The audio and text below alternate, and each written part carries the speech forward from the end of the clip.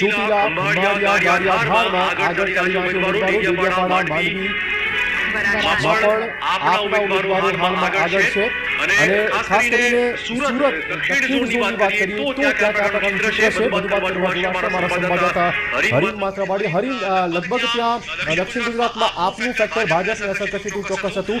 આપ ત્યાં કયા પ્રકારનો માહોલ હાલમાં જોઈ શકો છો?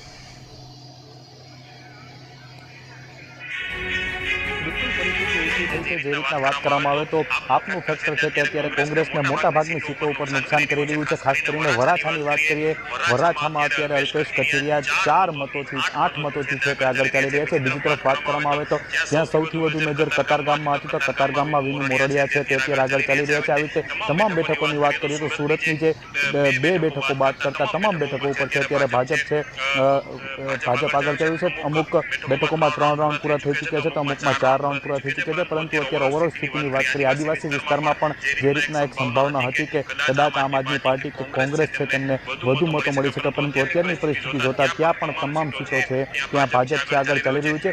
સુરતમાં સૌ કોઈની નજર જે 3 થી 4 બેઠકો ઉપર હતી, કરંજ બેઠક ઉપર હતી, કતારગામ બેઠક ઉપર હતી, વરાછા ઉપર હતી. વરાછામાં અત્યારે આમ આદમી પાર્ટી પાતળી સરસાઈથી આગળ ચાલી રહી છે. જો કે એક રાઉન્ડ જ પૂરો થયો છે, બાકીની જે બધી સીટો છે તેમાં ભાજપ છે તે અત્યારે લાંબી સરસાઈ મેળવી રહી છે. ધન્યવાદ હરીન તમામ જાણકારી બદલ. તો ભાજપ ખાસી સરસાઈ સાથે વિજેતા બને તેવું ચોક્કસ લાગી રહ્યું છે, પરંતુ અમુક બેઠકો એવી છે કે જ્યાં લગભગ જીત નિશ્ચિત થઈ ગઈ છે.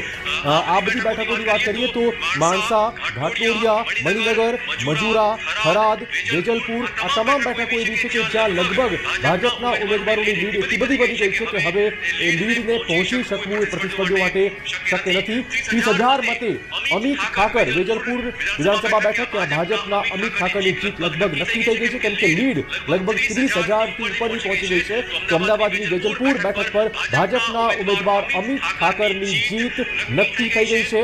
30,000ની લીડ હવે કાપવી લગભગ અશક્ય વાત છે, માટે અમિત ઠાકર આ બેઠક પરથી જીતતા હોવાના સમાચાર છે. આ દેડિયાપાડા બેઠક ઉપર પણ આપના ઉમેદવાર લગભગ 5,000 વોટથી આગળ ચાલી રહ્યા છે.